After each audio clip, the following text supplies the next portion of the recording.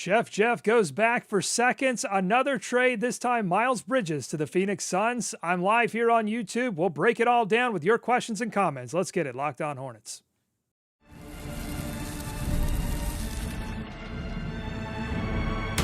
You are Locked On Hornets, your daily Charlotte Hornets podcast. Part of the Locked On Podcast Network, your team every day. In a minute, cuz we live. Welcome in, welcome in, welcome in. This is Locked On Hornets, your daily podcast on the Charlotte Hornets, part of the Locked On Podcast Network, your team every day. I'm Doug Branson. You can check out my work on Every Hornets Boxscore.com. Usually joined by Walker Mail of WFNZ 12 to 3 on the Wes and Walker show. Walker is out and about. I was out and about when the trade went down. Miles Bridges to the Phoenix Suns. I'll break all the details down in just a moment. So Walker and I, most likely Monday, Tuesday, we'll get back together and talk more about this. But again, same thing with the LaMelo thing. I just wanted to jump on here live on YouTube right now, take your questions and comments, digest everything that went down here Sunday afternoon. The Charlotte Hornets are trading Miles Bridges, a 2029 first-round pick. We'll get to the details on that in a second.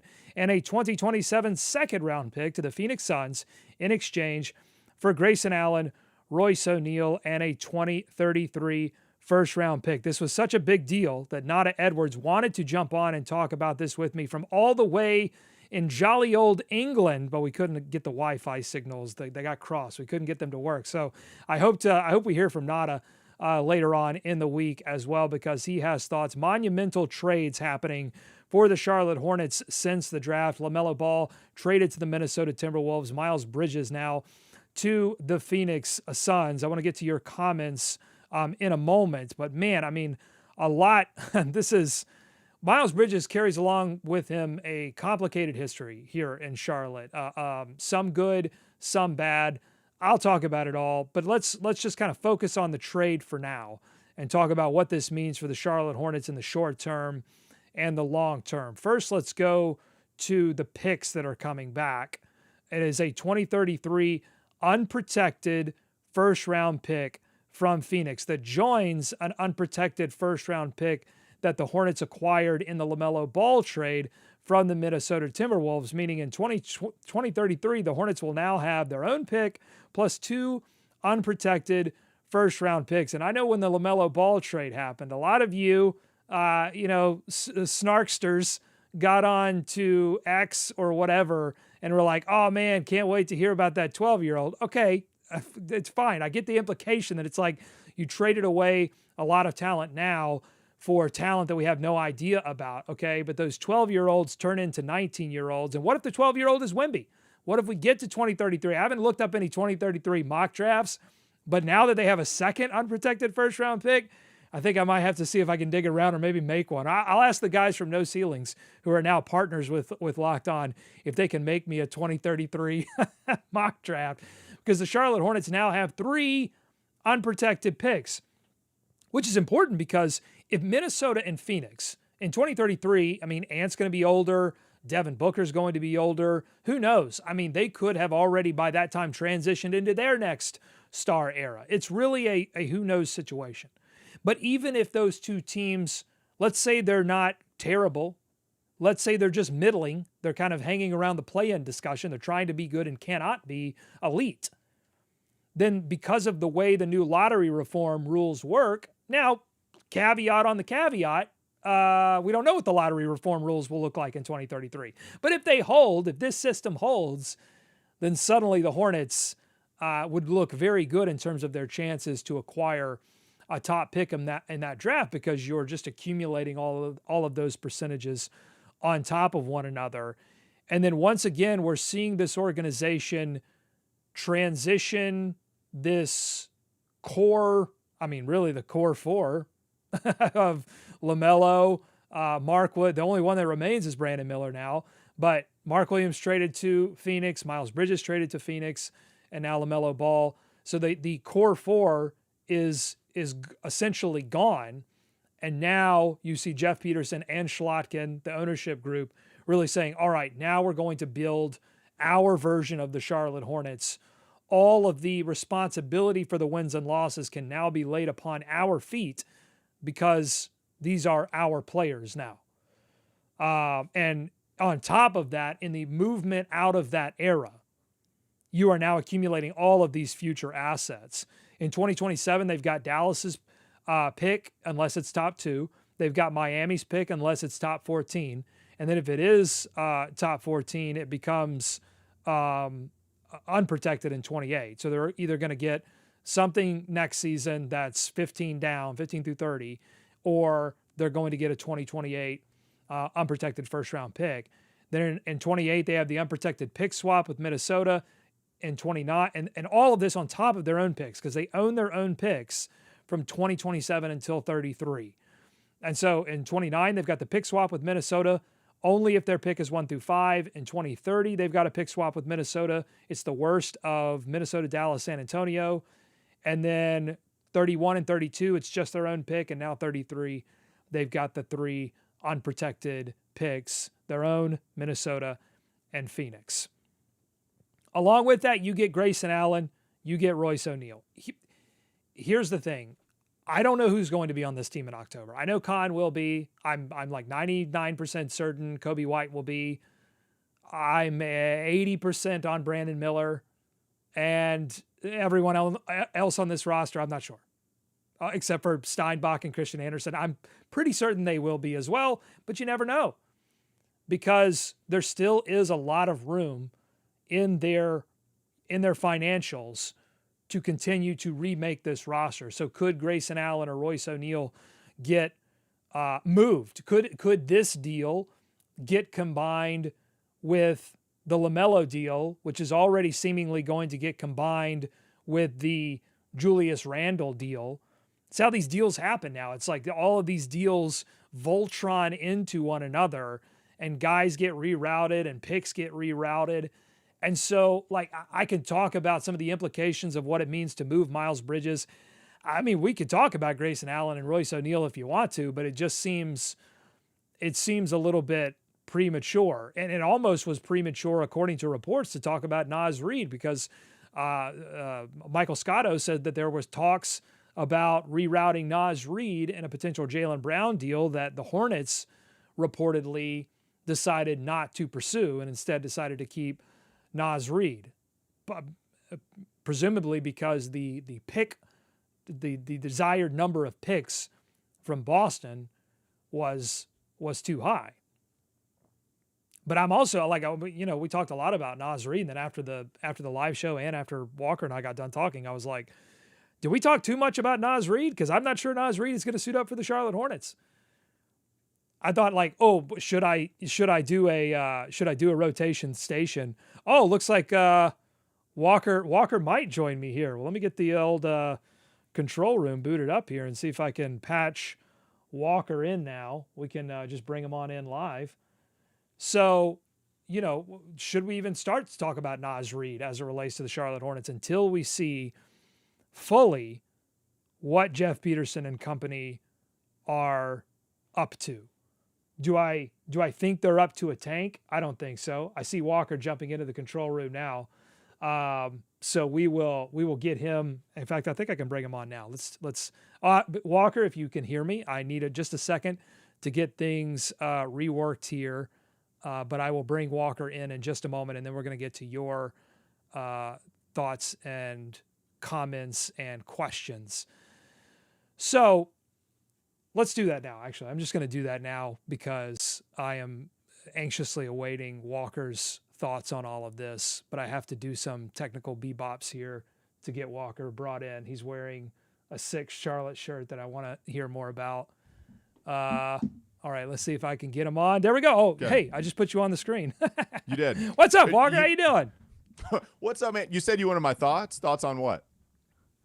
Classic. Thoughts on Naz Reid. Thoughts on what's going on in Charlotte today. Miles Bridges traded. Man, okay. Well, so just got home. Literally got home, hopped on the microphone, and was trying to bring in all of the research, all of the information as much as possible. Number one, I can't help but keep going back to that Brian Windhorst comment right after the Shams bomb following NBA draft coverage when he said, kind of matter-of-factly, it didn't seem like he was speculating. He kind of said matter-of-factly, the Hornets are pivoting. They're looking at an opportunity to pivot from LaMelo Ball to and Miles Bridges, who had been their future, to Con Knippel and Brandon Miller, who are their future now. And boy, Jeff Peterson and company didn't waste much more time after that at all. We get the draft, we get the report for after the draft, and then we see Thursday LaMelo is traded, and here on a Sunday, Miles is traded. And now you're all in on Con Knippel and Brandon Miller for the moment, and you're all in on the 2033 NBA draft, I guess, with collecting another asset there, another unprotected first-round pick.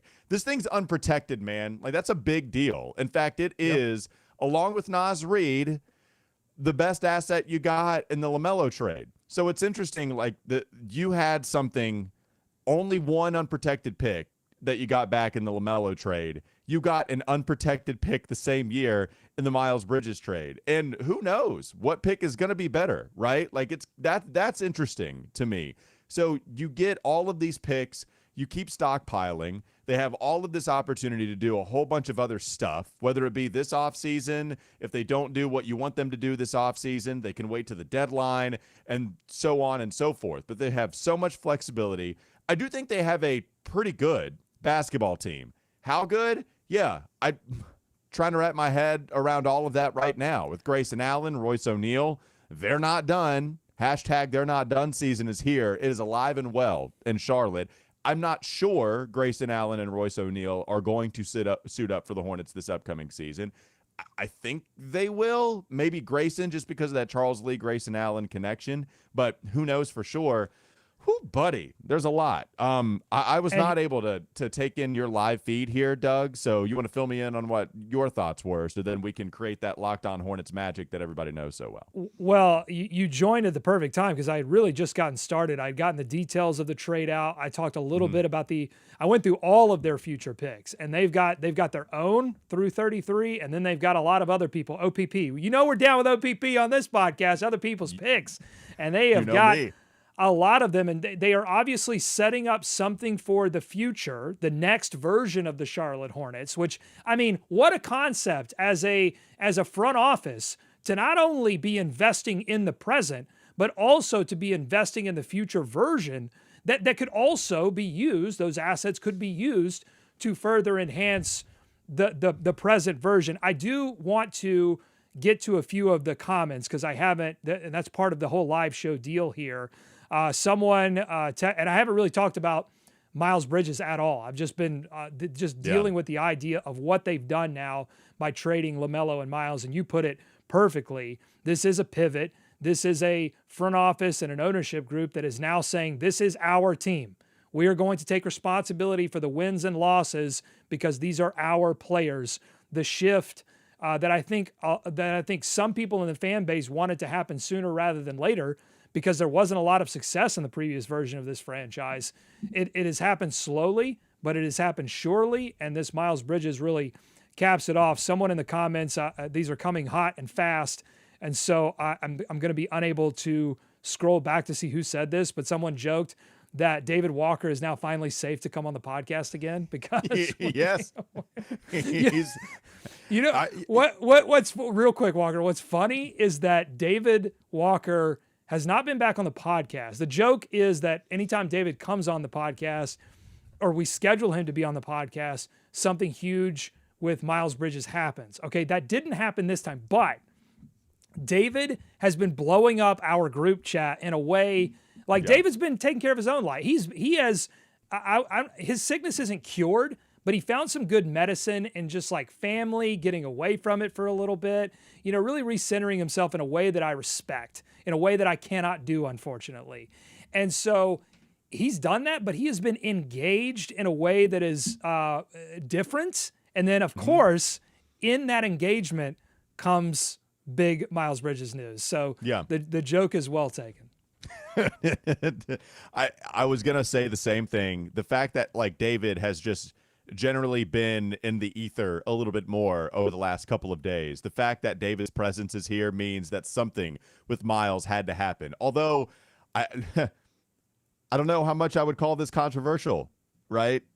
the Hornets, you might like Miles for being durable, for being the longest tenured player on the Hornets, but you might not like Miles for on-the-court reasons, which we can get into, but you might not like Miles because of the off-the-court reasons, where he did miss 92 games for this team. That is a part of the experience here in Charlotte. The fact that he did plead no contest to felony domestic violence a few years ago, missed an entire year where we just didn't know what the Hornets were going to do. We didn't know what the NBA was going to do. We didn't know any of it, right? And then the punishment that eventually comes in is that he's going to get suspended for the next 10 games of the upcoming season. And even if we didn't specify it, the whole previous year that he missed, we're just going to say that because he missed that year, that's going to be baked into the cake in terms of what his punishment is. So, okay, we move on after the next 10 games that he misses, but remember how much that stalled the offseason. The timing of all of that was interesting as well. Not because, of course, with everything that is significant, that all lies on the actual experience that took place off of the court, right? If the Hornets still, because the season must go on, if they ask how this affects basketball operations, you're talking about that arrest happening the day before free agency, when Miles was set, Doug, to make a lot of money. That's just a fact. That was going to be a thing. Mitch Kupchak told you this.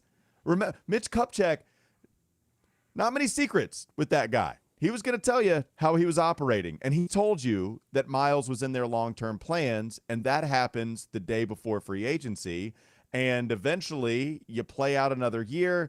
He signs a 3-year deal when we didn't know if he was going to be retained even in the Jeff Peterson era. Yeah. They decided to retain him for 3 more seasons. At least that's on the contract. It was a descending value right from the get-go. All Hornets fans, right? I mean, podcasters like us be damned. Every Hornets fan pretty much pointed to that contract and said, oh, that's tradable. I get what you're doing. Yeah, understandable. This gives you flexibility. It gives you a guy that still is good at basketball and helps the team, but I know what that contract is. And sure enough, Doug, here it is as an expiring contract where he's set to make $22.8 million. He's the next guy out the door in this pivot after the Hornets shockingly traded LaMelo. This is not shocking. We kind of waffled back and forth on whether he was going to be back. We settled on we thought Miles was going to be back. Everything changes with the LaMelo trade. Then we thought, oh, no, he's going to be out the door here pretty soon, seemingly. It wasn't a foregone conclusion, but it felt like that might happen. And then, yeah, shocking with LaMelo. Not so shocking here with Miles being traded with the last year on his deal left. No, it's not shocking if you've been paying attention, if you are if you're part of the Everydayer Club, if you're a hardcore Hornets fan, if you're the kind of person that listens to this podcast. It's not shocking because the Charlotte to Phoenix pipeline is extremely healthy in terms of the trades back and forth.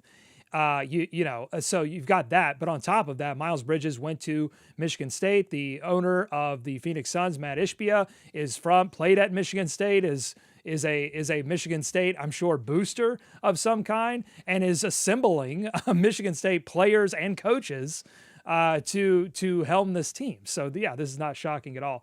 By the way, Josh Cook, shout out Josh Cook for that comment about David Walker. He is definitely an everydayer if he's mentioning that. Yeah. So thank you, Josh. Got a lot of comments in here. Just call us the Duke Hornets. You got some of that. You've got a lot of people wondering if the Charlotte Hornets, by trading LaMelo Ball and Miles Bridges, are preparing a tank. And before you answer that, Walker, before you comment on that, let's handle some business for the Locked On Podcast Network. I will handle the business, Walker. You can just take a breather here. I will do that. I know it's a little because I didn't know if you were going to be able to make it. This is shocking to me that you got here on time. I thought you and I were going to have to get together on Monday. So coming up on the Locked On Hornets podcast. Bees everywhere! Walker and I continue to break down this trade, what it means, the Miles Bridges era, the LaMelo and Miles era. We'll talk about it all coming up. Locked On Hornets.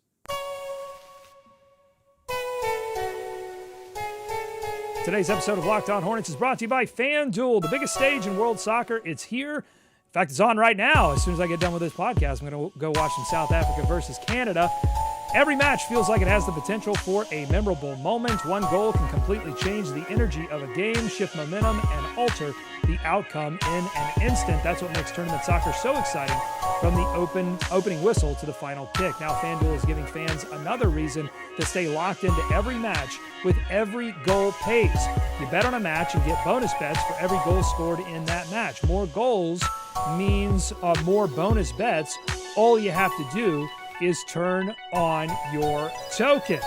So, this match between Canada and South Africa, we've got the United States versus Bosnia coming up in the round of 32. It's going to get real exciting. Make sure you are following along with all the action on FanDuel, from the opening whistle to that final kick. Let there be goals on FanDuel. Visit FanDuel.com to get started now, and you get to benefit from each goal scored. Super cool stuff. More Locked On Hornets ahead.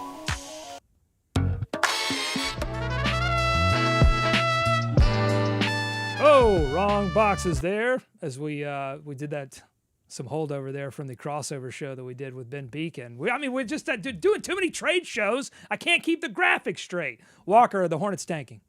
No, they're not tanking. They're not. Tanking is way too strong. They are moving on from LaMelo, and I can't tell you that I wholeheartedly agree with that trade, as we've talked about quite a few times, with the national hits, with the local hits, our episodes, all of it.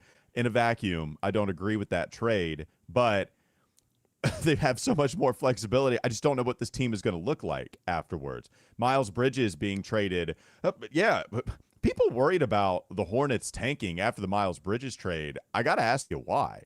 You're bringing in Grayson Allen and Royce O'Neale, two guys that were solid rotation pieces on a team that got to the playoffs last year. You're getting an unprotected first, which again, the exact same asset that you got that was the best asset in the LaMelo trade. You got that in a Miles Bridges trade. So you got an unprotected first in 2033. You got Grayson Allen, somebody that has that connection with Charles Lee, because Charles Lee was assigned Grayson and vice versa when Charles was the player development coach up there in Milwaukee. Chris Middleton, Marshawn Beauchamp. Grayson Allen worked with all those guys specifically with all of the success that he had in Milwaukee. Royce O'Neale, just everybody's classic. He can just hop to every good team and be a solid contributor and not make a whole lot of money, but we know he's still a winning basketball player. So bring both of those guys onto the roster and get the unprotected first. All I have to give you in addition to Miles is the 2029 first. That is the least favorable of a couple of different teams. They got that in the Phoenix trade. So Phoenix gets their pick back. I want my picks back. They go draft day Kevin Costner on us, and it's all fine. I know people were really worried about getting rid of the 2029 first. And I would tell you I'm surprised that they got rid of a first in a Miles Bridges trade. I didn't expect that to happen. But this makes perfect sense if you're going to get something unprotected from Phoenix in 2033. 1,000%. The Miles trade, it doesn't even come close to meaning that the Hornets are tanking. They signed Kobe White. Like they're not tanking. We got to figure out what else is coming as soon as the new league year hits July 6th. Yeah, why would you trade the 2029 pick that could bring you back something if you were tanking to move even further into the future? It just seems like they're setting up the far future and reshaping the team. And now, again, we don't know. We don't know if Grayson Allen's going to be on this roster. We don't know if Royce O'Neale is going to be on this roster. That's what I was talking about before you hopped on. By the way, it's Sunday, so my baby is downstairs. If you hear her screaming, she's very excited about the 2033 unprotected first-round pick haul that the Hornets have now assembled. They might draft her, Doug. Might be her time to shine. She might suit up. We've got a lot of comments in the YouTube chat right now about the fact that, again, the joke, like, oh, they must have real scouts on the 12-year-olds. But what I said, again, before you hopped on, I was like, okay, 12-year-olds, I don't know if you know how time works, but 12-year-olds eventually turn into 19-year-olds. And what if one of those 12-year-olds is Wemby? Okay, you're setting yourself up potentially. We don't know what 2033's draft's going to look like, but you're setting yourself up for those opportunities. And the 29 first-round pick was one of those complicated pick swaps. You traded a pick swap for an unprotected first round pick. That's just like, that's money. That's great. Yeah, it is. And my theory on draft picks, by the way, 2033 draft picks, right? I really doubt the Hornets are ever going to use either one of those. I would be pretty surprised 7 years from now when we're hosting this podcast and still doing it daily, and we're celebrating the 2 championships that they won.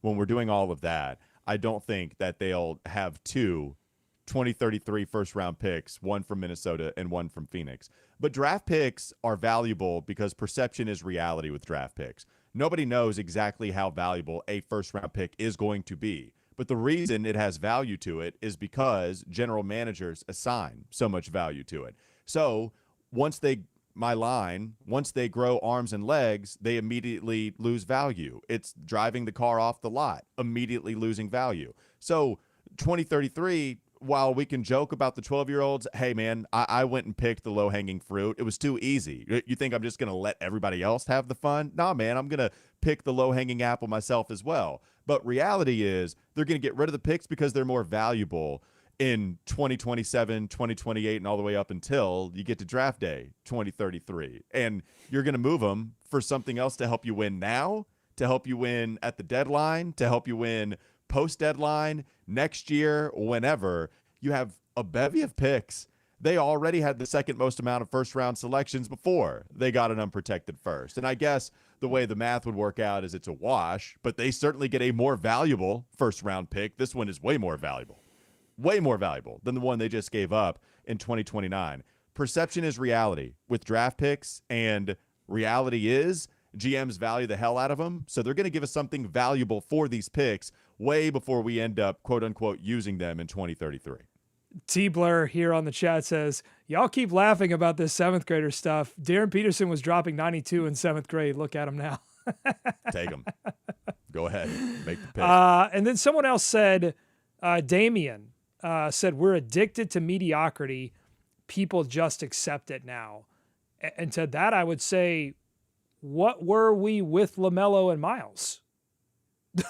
Like they waffled between extreme mediocrity and poor play. Like that's all the Hornets have been under those 2 players being 2 of your top 3 players. To me, these moves signal that the front office is finally saying, okay, we have to make, if we ever want to be anything more than mediocre, we have to both get ourselves financially in a position to make that move, but also invest in some of the players that we think can be the future of a great team, in Con Knipple, in Brandon Miller, and allow them to really force them, honestly, to take a bigger role on this team, both from a leadership perspective, but also from an on-court perspective. And look, I think, to me, the idea, LaMelo was a special playmaker,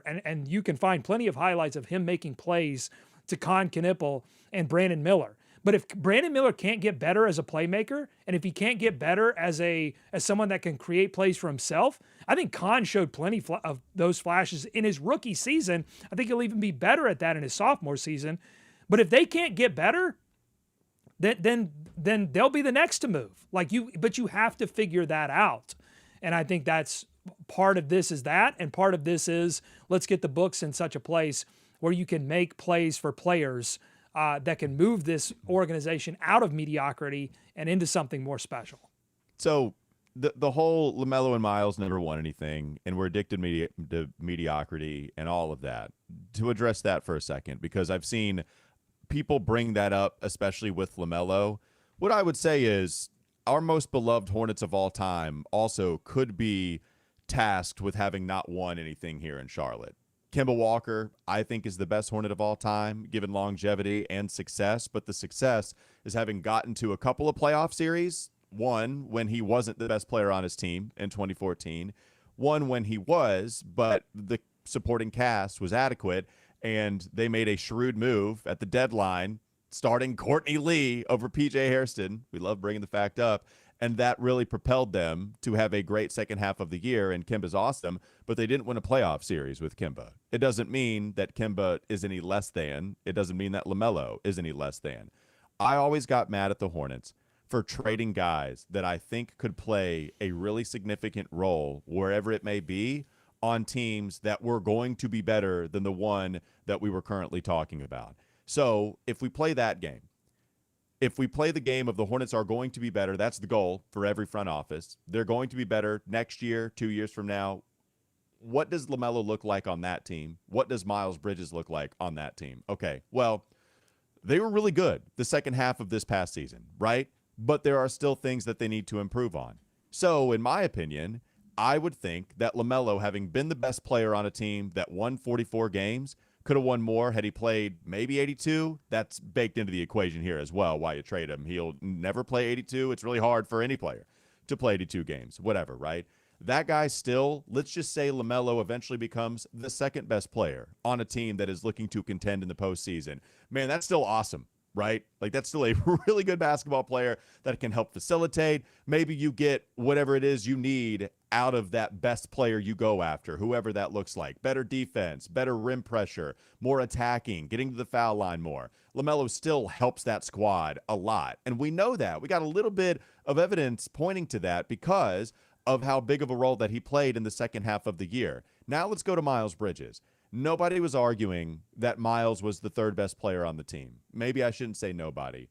Most everybody understood that Miles' best place on the pecking order was fourth. And there were a lot of people that would argue that Moussa Diabate was actually more valuable as a basketball player because of everything he brought defensively. If you want to look at all the analytics and say that they uplift LaMelo's case, then Moussa Diabate was always right there behind LaMelo in terms of how much they affected team success. So if you're talking about a 44-win basketball team that has aspirations to get better, and you're pushing everybody down the pecking order, right? Let's push LaMelo down, and whatever that scenario looks like, he's the second or third at least best player. Still really valuable. Let's hold on to him. They decided not to. Okay, we've talked about it. Miles then gets pushed down to what?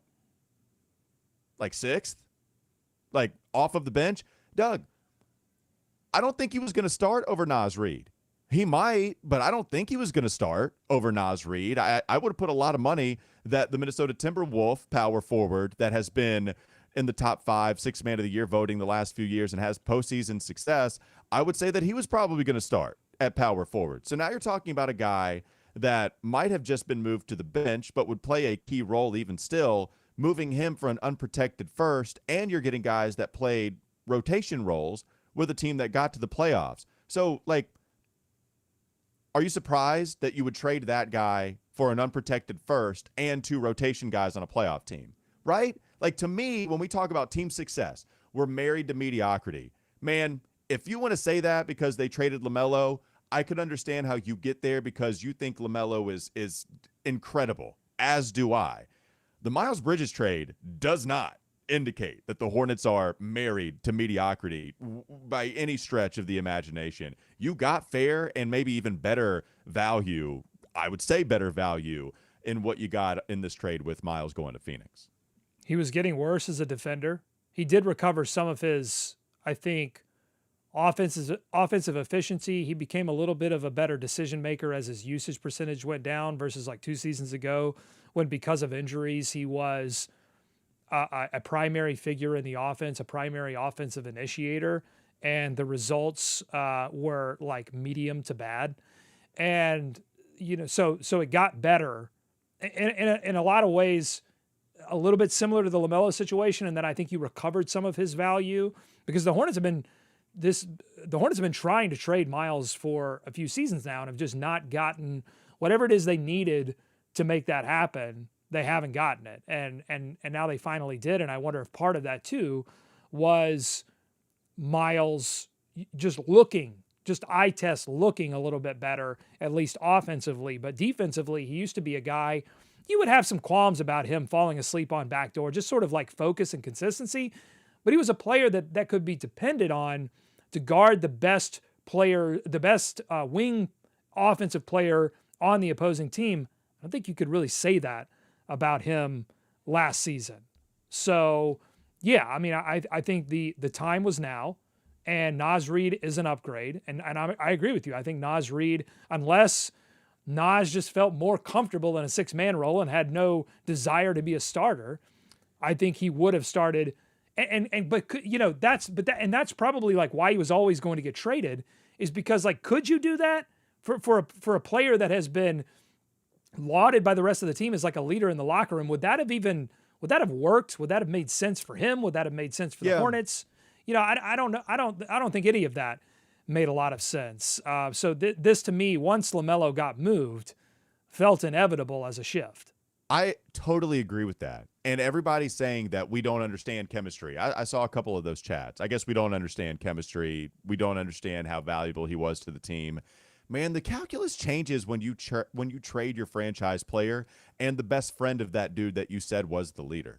Okay, maybe he was still the leader. I will say it's not like anybody else didn't think of Miles as their mentor. We had a bunch of people talk about how great Miles was to them. Musa would sing Miles's praises constantly. So you guys got a point on that. Ryan Kalkbrenner, I think, talked about some of the vets he had. Actually, maybe he didn't point out Miles, but I've seen those guys interact with Miles. I know that he got along really well with everyone. I know the value there.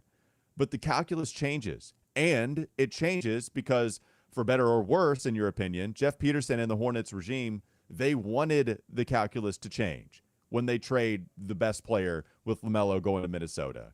I wonder how much Miles wanted to be here after LaMelo was traded, or if he just knew the writing on the wall at that point. Maybe he did want to stay in Charlotte. I could see that easily, right? I'm not saying he was, going into anybody's office and demanding a trade at that point. I don't think that was happening, but I do wonder if he was more open to the idea. Once you trade your best friend, yeah, that makes all the sense in the world. You start to look at the stats and stuff here, Doug. You mentioned a couple of them. The rim efficiency had gone down each of the last 3 seasons. For example, right, according to Cleaning the Glass, he was finishing at the rim in 2021, okay? It's a long time ago. 2021, he finished at the rim at a 72% clip. That's just really good, straight up. Awesome number there. 68% the year after that, okay? 65% the next full year after that. 65% the next full year after that. And then it was 64 this past year, which finished in the 38th percentile. So we started in the 74th percentile. We ended up in the 38th percentile. The three-point shot, it just never was consistent after the outlier year that he had in 2020, 2021. And I'll kick it back to you, Doug. One thing that I'm learning about with these trades, even if they trade LaMelo, and I think that does run counter to your identity and having a whole bunch of gravity and a whole bunch of shooting out there, LaMelo would help, right? You could go after a guy like LaMelo, and I think it'd be a great fit with the system that they've built, except they just traded that guy. So we still got a lot of questions. Available? That's what I'm saying. So the LaMelo stuff we still have to all figure out. But you're leaning into an identity where you're going to throw up all of the threes and then try to rebound all of the threes that you miss. Grayson Allen, Royce O'Neale, those guys fit that mold. Who was the guy that didn't fit the mold? Miles is a good rebounder, okay, but the shooting just wasn't enough, and I think that's why they valued Naz Reid over Rudy Gobert, reportedly. And it's why Miles is out the door, because all the other moves, getting into an identity, those make sense. Keeping Miles, like, it did feel like he might have been the odd man out when trying to put a system together. Let me say a couple of things to the chemistry and identity piece of this. You brought it, you're theoretically, we don't know which players are going to stay and which are going to go, but let's just assume that Naz Reid, Grayson Allen, Royce O'Neale, they all remain with the Hornets. All 3 of those guys have something in common. They've been to and won playoff series. They know what it's about. I don't think the Hornets would have brought any of those guys in if they didn't feel like any of those guys knew what it was about. LaMelo has won 0 playoff series. Miles Bridges, 0 playoff series. They've been to 0 playoff series combined between the 2 of them. I think it's difficult to build an identity and build a locker room culture and locker room chemistry that makes a lot of sense when your best player and your most paid player, the availability is a question, the off-the-court leadership is a question. I think something about that, I think, doesn't make a lot of sense. And so with these moves, and I'm not saying this is the sole reason, but with these moves, I think you are, again, fully forming this team into something that resembles what playoff appearing and playoff winning locker rooms feel like, look like, sound like, and operate like on the floor and off the floor.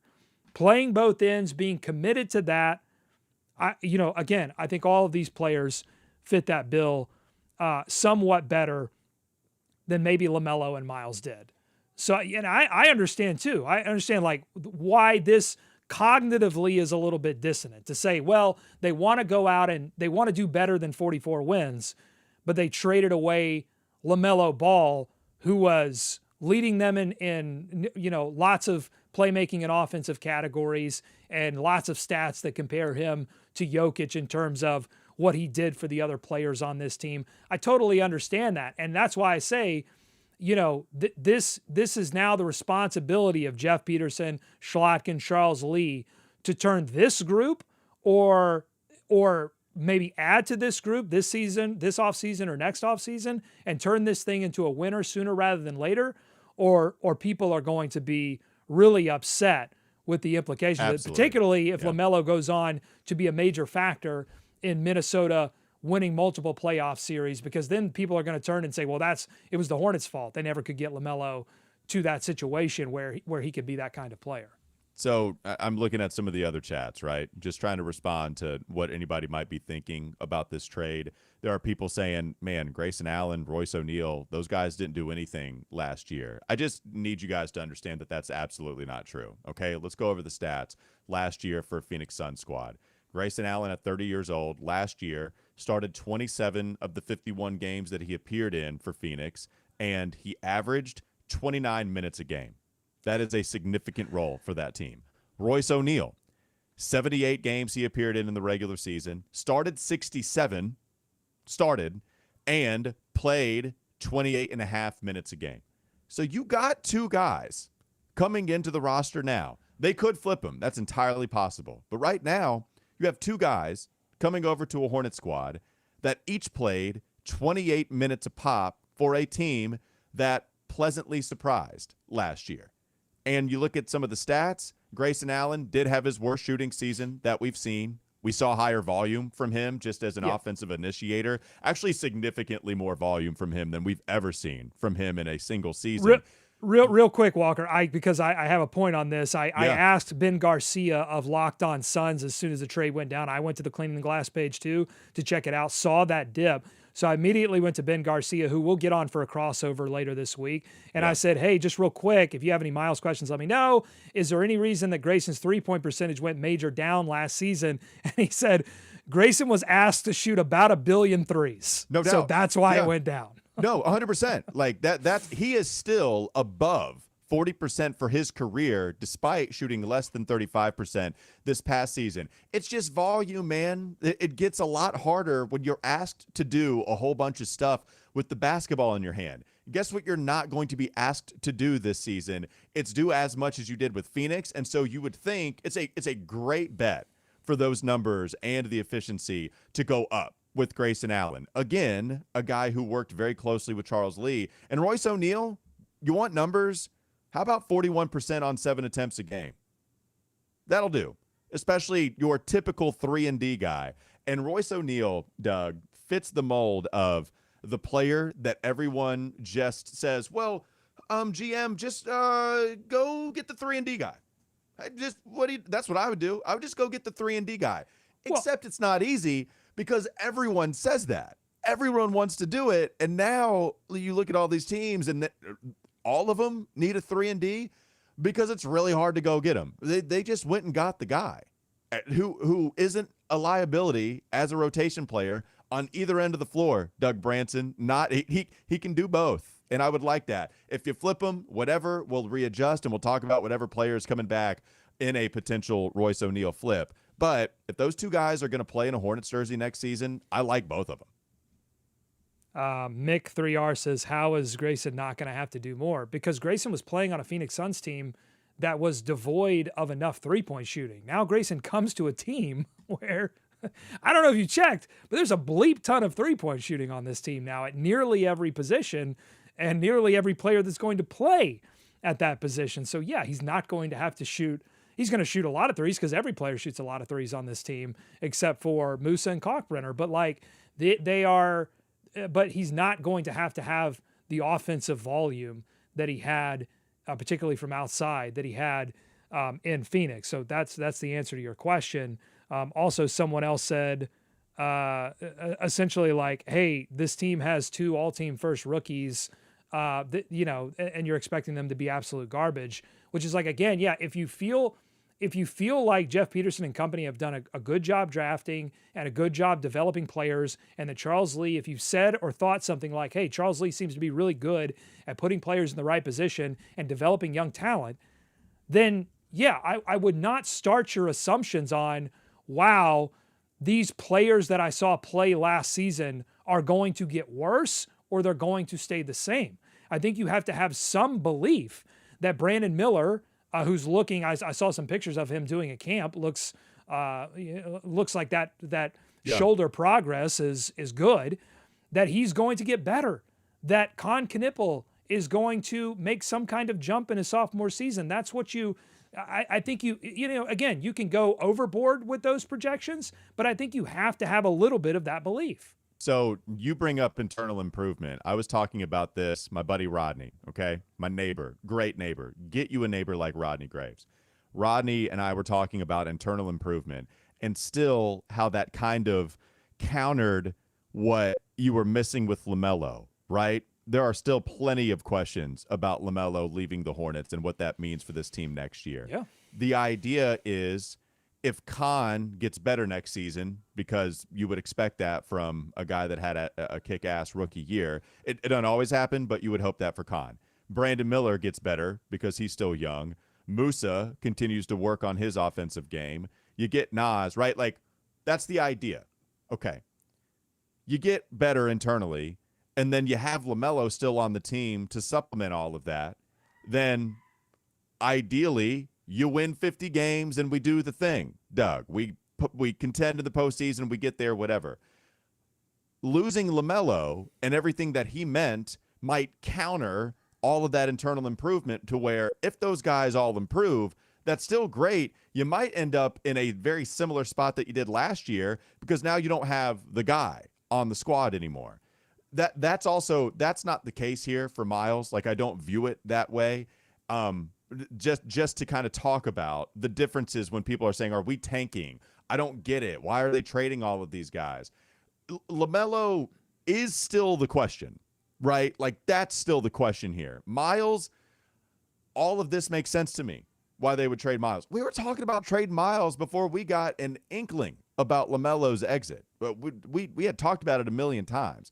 So it just seems like people are kind of having a hard time separating the two and what messages that they send. They're separate There is a similar message here, but they're also very different in terms of how I feel about the team next season.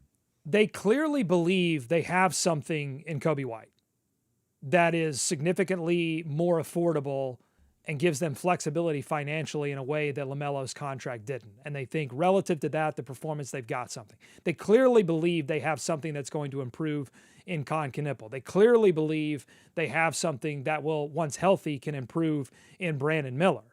And so they're going to look at that. Here's the good news. If they're wrong about any one of those players, or if they're wrong about all three of those players, they've got $1 billion future first-round picks that they can use to pivot again. And that's the difference between why I'm willing to give this front office a little bit of leeway to see what happens next season, is because this front office uses every available tool in order to improve this team, both like the bodies that are on the floor. They go and they see, hey, we're weak at this thing. Let's go out and get that thing that is winning playoff games. Not just that we're weak at, but that is winning playoff series and playoff games. Let's go get that. They've proven they'll do that. And then they've also proven that, hey, we understand how modern teams get better and have sustainable success in the future, and that's building huge pick hauls, and they've done that as well. And so even if they go through this entire offseason and don't make, if they don't go get Jaylen Brown, if they don't get Chet Holmgren or any of these other like fantasy, huge star names that you can throw. And honestly, I don't think that any of those players are particularly out of reach. It's just about when and what are the Hornets willing to give up to do that. But I'm also like not, if they don't do any of those things, I know what they have in their treasure chest. I've seen that they're willing to use some of it and go get the things that they need. I'm just not going to be like terribly concerned. And I think you're right. They're absolutely not tanking. Are they fully hitting the accelerator to say we are going to do everything possible to go and be a contender in the Eastern Conference? No, they are not. But none of this is not like, I look at this roster up and down right now and I go, none of this makes sense to me if you are going to tank. Royce O'Neale to me is like a 1-to-1. Hey, we just had to move Josh Green in that trade. We need another 3-and-D glue guy off the bench. Yeah. Royce O'Neale feels like a perfect opportunity to add that. That makes your team better. Like, that doesn't make your team worse.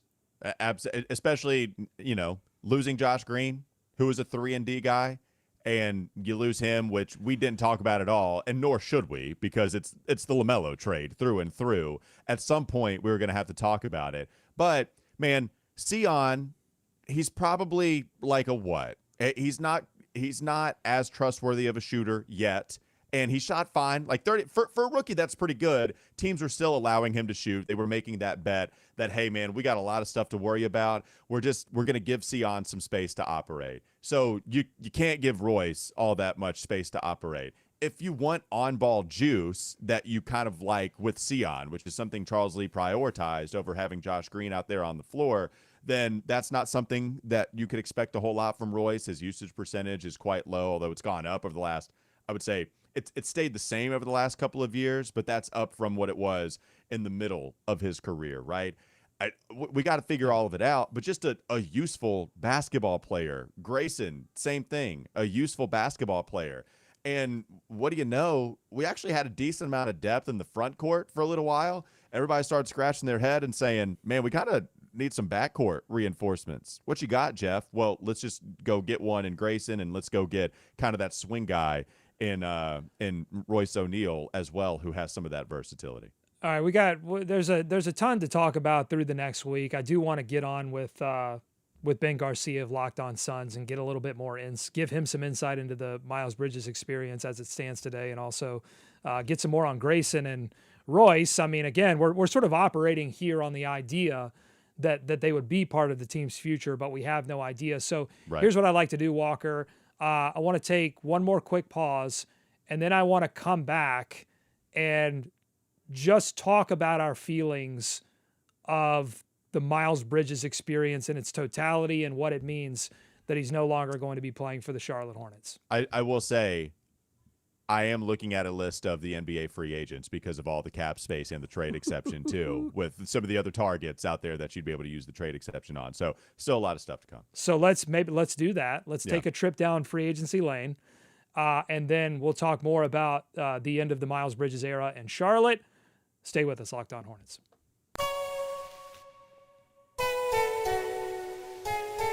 Do want to also tell you about the Everydayer Club. If you want the show ad-free, if you want the Discord chat, if you want everything that it means to be an everyday listener of this podcast, get your daily Hornets fix completely ad-free by joining the Everydayer Club today.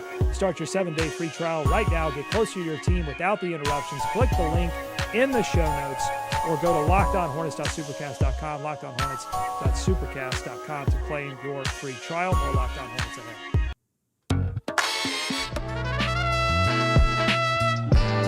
Love list on this show. We love lists. Walker, you got a free agency list in front of you. The Hornets have I will say, a big trade exception as it stands today. And if some of these deals continue to Voltron and move around, that trade exception could potentially get even bigger when it all is said and done. So I don't think significantly, it's not going to go from like 40 to 60, but there could be a little bit of wiggle room in that trade exception final number. So what do you have here in terms of free agency lists that we can salivate over? Well, one, they are still very much under the cap. I think you're talking about them being $50 million $50 million, yeah. under the cap. It's so much money. With Well, all under of, the it's Yeah. under the luxury tax, That's which right. is like Sorry. there's Yes. the hard capped, which you Right. want to be kind of over that because then you get the full mid level to add to your team. But then you get to the luxury tax line, which I think Schlotkin's going to have the same philosophy as Michael Jordan did, which is like you don't want to pay the luxury tax until you are truly confident that you could get into the playoffs and win series. So 100%. that's sort of the line. Yeah. We can all be reasonable about what the luxury tax is. You could just say you get into the luxury tax constantly, but in reality, I get not wanting to go there until you have a team that's contending in the postseason and you don't want those guys to walk out the door. So, okay, we're not there yet. We got $50 million to spend. It was a good correction. We got $50 million to spend. We have $40.7 million in the trade exception. So here are a list of some unrestricted and restricted free agents right now. I'll bring in some of the player options here as well. So some of the top guys, right? LeBron James, can't imagine it. James Harden. He'd make the team better for sure. He would, right? So, yeah, guys that don't really interest me. Maybe you can stop me if you disagree, but here are the names that don't interest me. LeBron, from a realistic standpoint. LeBron, Zach LaVine, can't happen. I'll remember the shot too much. I'll quit. You and me both. James Harden, CJ McCollum just agreed to the extension with Atlanta, so he's actually off the table, just not official yet. Chris Middleton, Kristaps Porzingis, Andrew Wiggins on a player option. Tobias Harris, but we've got some power forwards. I guess you lost Miles, but you have Nas and Musa and Steinbach, however they fit. Steinbach, yeah. Fred VanVleet has a player option, $25 million. I would think People have asked for a point guard. Yeah, I'm with you. So maybe.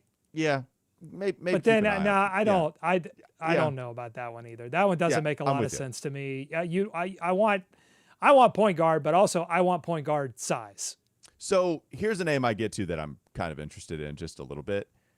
Anthony Simons. Anthony Simons was a name thrown out there by Bobby Marks for Miami, going to Miami on a really small deal. This was the guy that was traded by Boston to Chicago for Nikola Vucevic. Not many people loved it. He is a three-point shooter who did not shoot very well from three last year, but the good bet would be that he gets back to his career 38% mark, right? It was 39.5 the year before that, 38.5, 36, 38. The guy can shoot. And you know what, Doug? Like, you start to look at this roster, okay, just operating under the assumption that Grayson and Royce O'Neale are here. Your guys are Kobe White, Grayson Allen, Royce O'Neale, Con Knipple, Brandon Miller, Naz Reid, Moussa Diabate, Hannes Steinbach, Christian Anderson. Holy hell, I just got to 9, and it's a lot of talent, man. There's just a lot of, like, basketball players on your team, which is nice. They're all kind of like secondary initiators, secondary engines, and do we need the microwave dude coming off of the bench that can just go get a bucket in a half court and shoot? Like, Simons is somebody interesting, all depending on the deal, but just the first name I felt like I needed to stop before I just kind of brush it off of our shoulders. I felt like we at least needed to stop and think about it for a moment. What say you? I thought about it for a moment. I don't know that I'm all that interested. I don't. Boston couldn't make it work. I'm sure Charles Lee has some lines in on that, and if there was a reason why they couldn't make that work, and it doesn't, I don't see it. I just don't see it. Yeah, fair enough. That's not a name that I'm interested in. John Collins has been a name that's thrown out there. Oh yeah. Yeah. So you don't have Miles anymore. Your front court room would look, if with John Collins in the fold, John Collins, Naz Reid, Hannes Steinbach, Moussa Diabate, like those are your fours. Brandon Miller doesn't really go down there. So even if he's 6'9", we know what it is with Brandon. So yeah, John Collins coming over, maybe. I mean, that might be something interesting. You gave me an, oh yeah, Kool-Aid Man style. Why did you go full Kool-Aid Man on me? I've liked John Collins for a long time. I'm not sure that it makes as much sense, depending on the deal, I guess. But like, I don't know that it makes much sense. I would be okay with the current crop of forwards that they have right now. I I don't know. I don't know what he has. If he's got,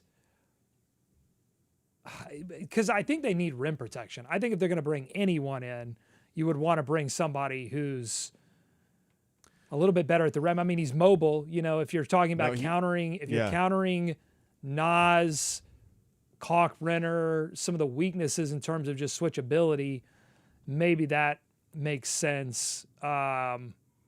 But yeah, I would love to see them bring in someone with a bit more rim protection than I think Collins can offer. Yeah, defensively, now he doesn't live at the rim, but when he gets there, he finishes at a pretty high level. Like he gets there at a below average level, finishes at a very much so above average level. Yeah, like rapid fire some of the other names out there. Nurkic, welcome back. No, we have a shooting big now. We're good. Naz Reid, we're good. Colin Sexton, welcome back. Those are the funny ones. It didn't work. For whatever reason. We never really got the inside story, but it just seemed like from all indications, something. Now, was that something involving LaMelo Ball and Miles Bridges? And now that they're gone, could Colin come back, or was it between Colin and Lee? I don't know. Something wasn't right, and they made the move. I can't see them bringing Colin Sexton back. Okay, here are a couple names, man. Like we should absolutely entertain. Robert Williams, unrestricted free agent. Mitchell Time Robinson. Lord, yes. Mitchell Robinson. Those are the two, right? You know, Knicks aren't going to pay Mitchell Robinson because they don't want to get into the second apron. Why would you? You only won the championship and you're trying to keep a championship roster together. Maybe they can't win with that roster. There's no way we could tell. Mitchell Robinson and Robert Williams, those are some names that we should absolutely talk about. Pre-Naz Reid, I was out on Mitchell Robinson. Post Naz Reid, I am all the way back in on Mitchell Robinson. Like, Jeff Peterson, it's Godfather Part 3. They just pulled me back in. I'm back in on Mitchell Robinson. You're right to bring up rim protection. John Collins, I like offensively. I feel like we've gotten to a space where he's underrated now, but we don't have the mobile rim protector on this team. Kalkbrenner is not mobile despite his rim protection, and Musa is not the rim protector, even though he's better at it. He's much more of the mobile switch archetype of center. So if you bring in Robert Williams, who doesn't sacrifice a ton on that end and can protect, and Mitchell Robinson, same thing. It's not some laboring big, and he's tough. And you really are you're going to have to bring a gun to the arena, Gilbert Arenas style, and shoot them in the face if you want an offensive rebound. It's the only way. If they have Mitchell Robinson, Hannes Steinbach, and Moussa Diabate on this team, Doug Branson, there is not a rebound available for you. If this ball comes off of the rim, it is going to go to the Hornets, and there's no reason to even try. Yes, all the way thumbs up on going after Mitchell Robinson. Honestly, just because I got to see it. I got to see all of the rebounds and all of the kickouts to the three-point shooters. I need them to lean even harder into that identity. Well, and it would give them, I think, like an anchor advantage, like something rebounding. You can say, all right, we are going to go out and be the best rebounding / three-point shooting team in the league, and that's how we're going to win. I've been advocating for this for years, that the Hornets, like I respect Hornets DNA. I do. I think bringing in the right kind of players that are going to fit with your coach and be kind of all aligned in that way, hardworking, get better every day. Like, you know, they know what they're talking about. Like Lee has been part of championship-winning organizations. I'm giving him all the benefit of the doubt in terms of what he believes is the best kind of player. Also, I would like them to form an identity on the floor. It's what helped propel Indiana to a finals run, is they had a particular way in terms of pressuring you full court and then also getting out and running as much as humanly possible. And their players were conditioned as such, and their entire offensive strategy was built around one goal: to outrun you at whatever they needed to do to outrun you. They were going to do it. Okay. Yeah, man. They had an identity, and they said, we're going to take advantage of the fact that no other team is doing it like this. And so you have to prepare for us in a unique way. If the Hornets could do that with rebounding and also three-point shooting, like, I think that's very exciting to me. And I think that's how, and they'll have to just prove this out, that's how you get to the playoffs and win playoff games without playoff names. They're going to have to figure out a way to win playoff games without playoff names, and I think that's how they do it. And I think I just came up with what I'm going to say for the next, I don't know, 8-10 weeks. It happened. You guys just watched it live. Did you have something to sip on? You want a victory sip, Doug? I don't. I went no coffee. What's great is if you watch this show long enough, you know the moment you say it, and then we both do this. We say it and we realize we have something, so we go back and we really cement it. We said it. Oh, okay, boom, let's etch it in stone real quickly. You saw the look in my eye. You saw the look in my eye that was connected to my brain as I said the thing. Well, that's why when they took Steinbach, as soon as they took Steinbach, I went to X and said, the Hornets are bringing Bach the buzz. And I was like, I can't believe that I didn't come up with that mid-show just like that. Well, we can still work with that, too. But, yes, I was Jack Nicholson in the GIF. Yes, keep going, sir. Yes. You have something. You have to have an identity to win playoff games if you don't have playoff names. I love it. Last point before we talk about the Miles Bridges experience and then end it. Love the point. It goes back to something we talked about a lot last year. Just Indiana having a weirdness to them and then being really hard to stop because they built their team in a unique / rare way.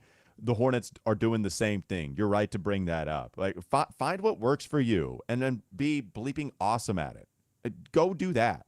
And sure, you want to have some counters for when some of that stuff is taken away, but you got to have an identity. And the Hornets are clearly telling you, we're going to shoot all of the threes. We want to move the basketball around. And if we miss, we want to have a second chance at it by having better rebounders than you have out there on the floor. And then we can kick it out to our shooters, because we are going to make a bet that more often than not, if we have a possession with 2 3-point shots, we're going to hit one of them.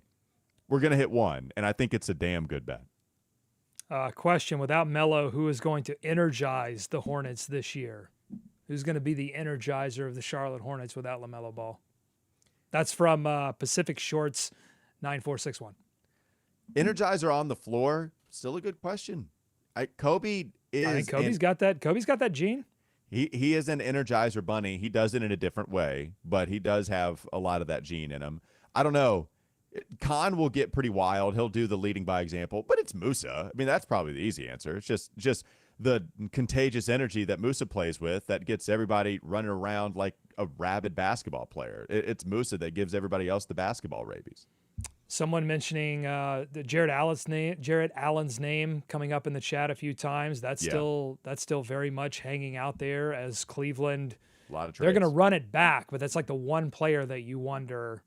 Well, him and Evan Mobley, like which direction are they going to go there in terms of their commitment to their bigs? A lot of trades, man. There's a lot of players that, I mean, Doug, I really don't know if there's many players off of the table from they're just not going to play for the Hornets standpoint. LeBron is one. He's just not going to play in Charlotte. LeBron is different. He is up here. He is in basketball lore. So Code JJM says you guys are going to have a love-hate relationship with Royce and Allen. I mean, we're used to that. Like my whole sickness is defined by love-hate relationships with players in this entire organization. Yeah, and that's all very fair. I'll have a love-hate relationship with them, except we're not going to have it at 28 minutes a game. Those guys aren't going to play 28 minutes a game this upcoming season. I'd be very surprised to see them get close to 30 like they both did for Phoenix. Well, and I'll also say that the Hornets are also doing something that I've advocated for years, which is just go find a bunch of bleep holes. Like, I graduated from the University of North Carolina. I love the Heels. And, I just want this. I want this team desperately to win while I'm still alive and while I still have the energy to get on here and do an hour-long live show. I would love to see them win. I would love to cover a playoff series. We're doing this for 10 years. This is our 10th anniversary, folks. 10th anniversary of the podcast. Hive Talk, when this podcast was not Locked On Hornets and when it was Hive Talk Live, we did cover the 15-16 playoff series. But that's it. I have not covered a playoff series on Locked On Hornets. I would love to do that. And so whatever I don't care where they went to school. I am going to be good if the Hornets can find the kinds of players that get under other players' skin and win playoff series and win playoff games. I'm totally good with that. Duke stuff doesn't bother me at all. Oh, yeah, of course not. Yeah. And play like No, don't say of course not, because you're going to hop on the radio on Monday and hit the text line, and some people are going to be upset that, Duke fans, Carolina fans are going to be upset that there's Dookie all over the Hornets. No. No, that is going to happen. Of course not being, I guess I was kind of focused more so on Grayson, because I've seen a lot of that. Hey, man, we hate Grayson Allen. Why are you doing this? Wait, there's so much Duke connection. There is a ton of Duke connection. Grayson Allen, though, he was pretty hated here, and for good reason. Stop tripping people. Then we have Coach K coming out saying he's suspended indefinitely. And indefinitely was 2 games, and it was like, all right, it's time to win again. Come back. Grayson. Technically yeah. right, which I always say is the best kind of right. Yeah, that's right. He's 30 years old. I'm good. I'm fine. I don't really worry about that anymore. I want a player that's going to help me in the backcourt and shoot some threes and give you some, secondary drive and kick action, and like be a player that can go out there and help you win basketball games. I think that's what Grayson can do. And if not, you flip him, whatever. We'll talk about whatever that move entails. But yeah, it just doesn't bother me as much. I like the players. They all went to Duke. Fair enough. I like the players that they have. I want to say thank you to everyone that has jumped on the live stream. We've had about 1,000 concurrent viewers for the past 45 minutes, which is incredible. And I think a testament to how much LaMelo, no LaMelo, like there's always going to be some people that were here with the podcast because of LaMelo. They'll go listen to Locked On Wolves. Yep. But I was confident that there is still a little bit of a hibernation going on of people wanting to see playoff basketball, waiting around. And as this team continues to improve, if they win playoff series, the audience is there, and you're proving it out in this episode. So let's do one more thing before we go, and we can do some more of this next week too. Yeah, but I agree. Just like Walker, you kick us off. Your thoughts on the end of the Miles Bridges era in Charlotte, and how we've always been honest with viewers, and we've always tried to balance having to cover what's on the court in a fair way with our personal feelings when it comes to the off-the-court storylines of the Charlotte Hornets. Sometimes those off-the-court storylines involved the team itself, and sometimes they involve individual players, as it did with Miles Bridges. And honestly, it involved the team too, and how they reacted to his domestic violence charges and subsequent pleading of no contest. But I set all that up for you, Walker, to say, how do you feel now that the Miles Bridges era is over in Charlotte?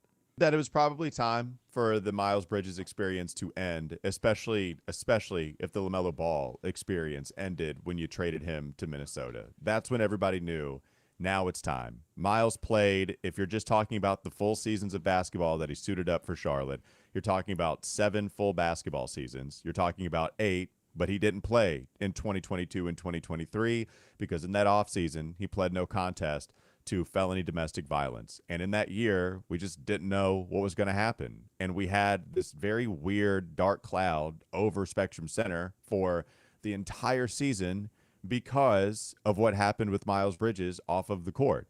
And that affected basketball operations, that affected morale, that affected spirit within the fan base, that affected how we interacted with one another, because there were people that were saying, hey, second chances, let's get Miles back in a Hornets uniform. No, this is where I draw the line, understandably so. It's time for the Hornets to move on. But what happens is, as time goes on, it is not as pressing of a topic.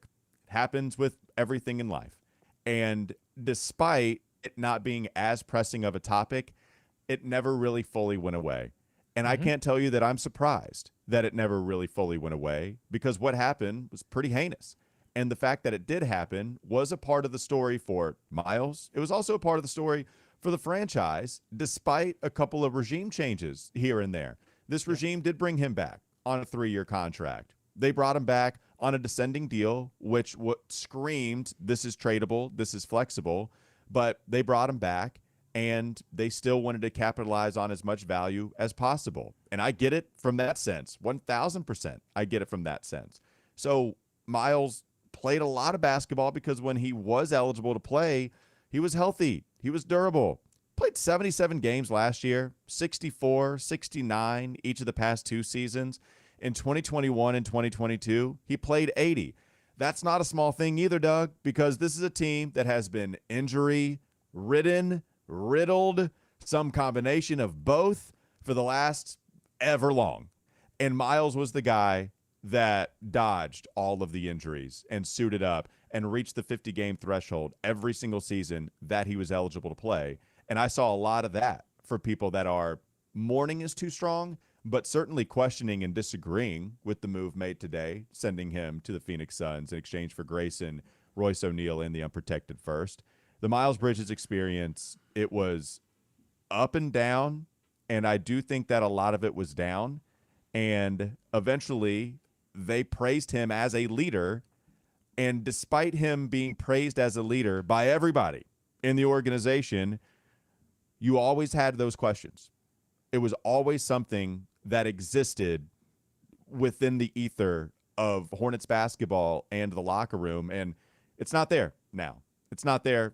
It's instead going to the Phoenix Suns organization. I'm glad the Miles Bridges era in Charlotte is over. I'm glad, because as a fan of the team, I did not enjoy cheering for Miles Bridges because of what I believed he did and what he pled no contest to. I think that also as a fan of the team, I believed that that entire saga, incident, whatever you want to call it, that whole thing set the franchise back, I don't know, several years. Just in fact, it set them back at least one season.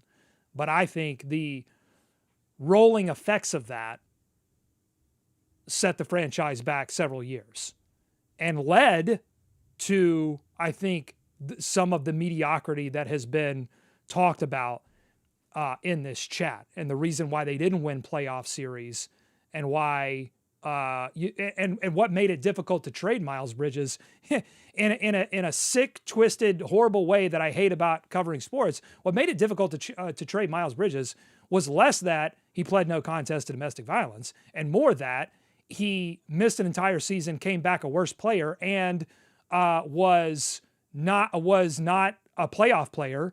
And I think, again, you can connect all of those things. The fact that he didn't get to playoffs, the fact that before the domestic violence incident ever happened, he was in a play-in game that they got smoked in and threw his it was a headband or wristband into the stands and hit a 16-year-old girl in the head. And had to apologize for it and got fined $50,000 for it. Never displayed the maturity of a player that could get your team to the playoffs, help your team win playoff games, and should be viewed as a proper locker room leader and on the floor leader. The fact that I don't feel like he ever took proper contrition for everything that happened. We wouldn't even talk. They didn't even want to talk about it. Didn't even want to talk about what happened. And, all of that got left on the floor, and we had to have lots of difficult conversations. It split the fan base. I wouldn't even say in half. I would say 80-20 in favor of in favor of fans that were just so tired of being at the bottom of the standings that they were like, all right, well, if the organization wants to move forward, then that's how we're going to move forward, and we're just going to hope that they win. Unfortunately, they didn't win. They continued to lose play-in games and never get to the playoffs. And now that era is over, and I can look forward, hopefully, to not talking about that issue as it pertains to this team, and can hopefully talk more about winning playoff basketball in the future. That's how I feel. Longest tenured player with the Hornets is gone. The longest tenured player with the Hornets now is Brandon Miller, who was drafted just 3 years ago. God. Young basketball team, new basketball team with lots of turnover. And, Doug, it's a new era. Straight up, new era of Charlotte Hornets basketball begins in 2026, 2027.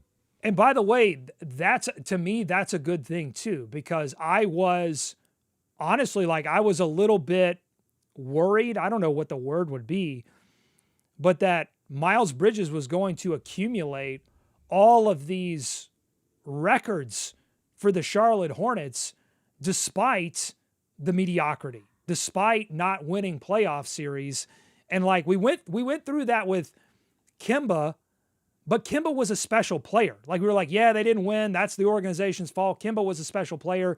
He got all of these accolades. As Miles Bridges continued to move up and up just because of the length of time that he has been with the organization, not just relative to his own era of Hornets basketball, but if you look back at the 90s too, and the good times, players, you know, we talk about Bob Bass or Bob Ass, like Bob Bass was not about, he was about changing eras. He was about moving guys when they were at high value to get to your next version of the Charlotte Hornets.